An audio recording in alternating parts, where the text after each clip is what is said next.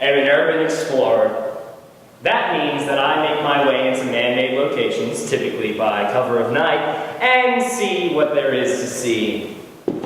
With a little skill and a lot of luck, I've managed to walk, talk, and otherwise infiltrate my way into foreign embassies in Washington, D.C., military bases, hospital wards, radio towers, and a guarded helipad.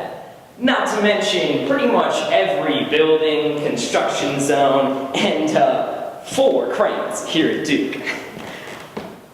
Here's the thing though, I'm not brave by any means. In fact, I'm pretty much terrified by just about everything.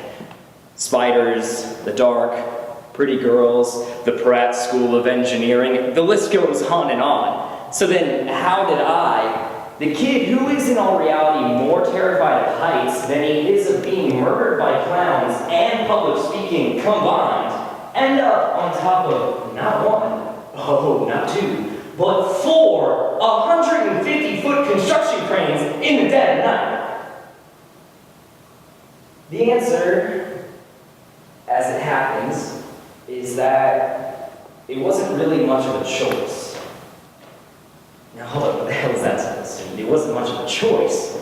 I mean, it's not as if someone's making me scale the scaffolding of every bloody building marked off for Dick Broadhead's magical gothic construction adventure, right? Actually, that is kind of what's happening. Fear made me do it the first time, and it's what keeps me coming back. But this is a different kind of fear than the ones I mentioned before. A stronger fear, deeper and darker than even the most primal fear of heights. Think of it this way, there's something that terrified me more than falling over 10 stories to what would surely be my death. And in those moments, the top of that crane felt like the safest place in the world for me to be. Let that sink in for a minute. I mean, what could possibly be more terrifying than getting caught and arrested or suspended or killed or worse, expelled? This answer is not so simple. Okay, let's look at the bigger picture. For as long as I can remember, I have struggled with depression. Throughout my adolescence and early adulthood, no matter how many AP classes I was taking, leadership positions I held, or organizations I was trying to manage, the toughest thing I did every day was get out of bed in the morning. And despite how successful I may have seemed on the outside, I could tell I was fighting a losing battle. When you're as depressed as I was one fateful night, my junior year of high school, your perception of death has slowly become so warped that without realizing it, you've reached a tipping point. You've been seduced, completely tricked into looking past death's nightmarish mask and instead seeing some beauty in it, some escape in it that isn't really there. The details of the act I attempted to commit that night and the weeks surrounding it are hazy in my mind at best, but the one thing I remember with unfailing clarity is the feeling when I finally committed in my mind to killing myself.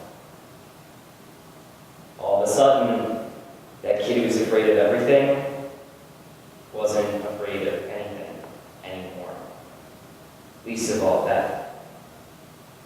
But by some mistake, some miracle, some chance, let's say, I survived that night. And to this day, that feeling of fearlessness, of being so far gone that dragging a blade of glass across your neck feels about as easy as drinking a glass of water, is the one thing that scares me more than falling out of a construction crane.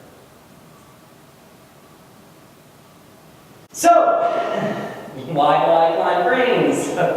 Because no matter how brave or depressed or whatever I am, it's fucking terrifying. I'm still fighting that losing battle with depression, and sometimes even now, I start to see death as a shot of freedom, not something to be afraid of. And from the ground, it's hard for me to see it any other way. That's when I need to be up there. I'm safer on the high ground, because even when I'm so depressed that I'm almost completely fearless, I can't help but freeze in panic when I look over the edge, or shiver even in the warm summer air. Up there, death isn't just an idea, it's all around you. It only takes one misstep to see that. These midnight pilgrimages help me get back in touch with that kid who's afraid of everything. I realize again, each time, that death is not beautiful, it's not freedom, it's ugly, it's scary, it's final. And it will have to wait at least one more night to claim me.